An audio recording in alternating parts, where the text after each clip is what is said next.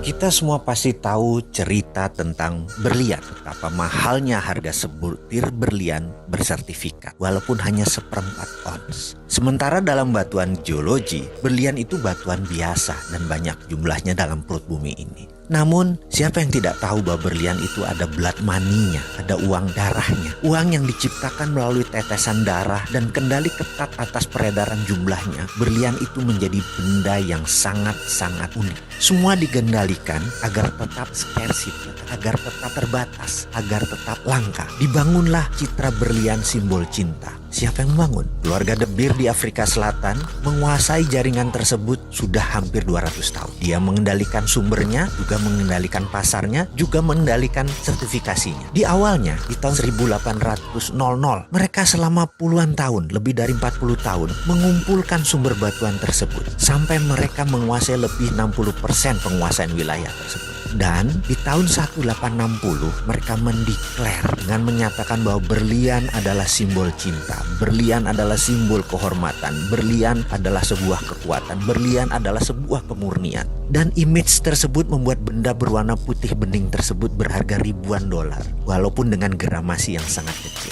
Kalau Anda tahu itu batuan apa, tetapi kita tidak bisa apa-apa. Kita semua sudah menjadi budak atas pencitraan berlian tersebut. Kita hanya menjadi korban pengambil price taker. Kita tidak bisa menentukan harga berlian. Kita pasrah dengan harga berlian tersebut. Apakah ini kesepakatan bersama? Oh tidak. Ini adalah keterpaksaan yang diciptakan. Dan apa yang keluarga De Beer itu ciptakan dalam bahasa sederhana, dalam bahasa ekonominya adalah economic alchemy atau rumus kimia sukses. Citra berlian sampai saat ini sudah 160 tahun. Sudah banyak tertanam di bawah sadar kita bahwa berlian adalah batuan paling mulia dan paling mahal. Kita ambil contoh, kita sekarang punya batu aki, batu kecubung atau batu lainnya. Kita tidak akan pernah bisa mengalahkan citra berlian tersebut karena citra tersebut dikawal dengan ketat oleh keluarga tersebut. Sekali lagi, itu adalah yang namanya alkemi. Kita pun selaku pribadi harus menemukan alkemi diri kita. Kita harus menciptakan alkemi kita sendiri. Bahkan negara harus menciptakan alkeminya sendiri. Kalau enggak, kita tidak menjadi negara apapun. Kita menjadi negara victim. Seperti Amerika,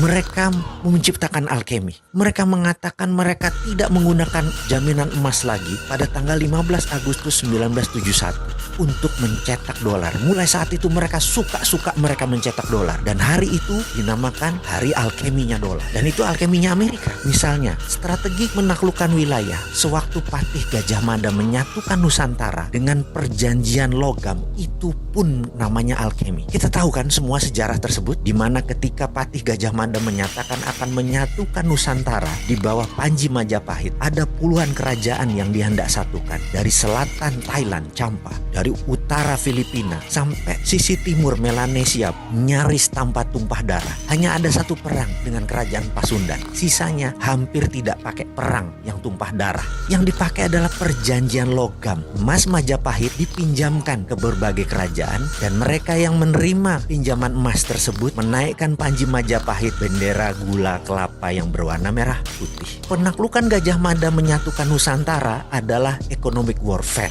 menggunakan hegemoni ekonomi, bukan hegemoni militer. Cara itu pula yang ditiru Cina dengan strategi obor, one belt, one road, dipinjaminya economic warfare. Apa yang Gajah Mada lakukan itu adalah alkemi. Alkemi itu sekarang diambil oleh Tiongkok. Dan lucunya, Indonesia malah bagian dari alkemi tersebut. Itu ilmu milik Nusantara. Bagaimana sih ini?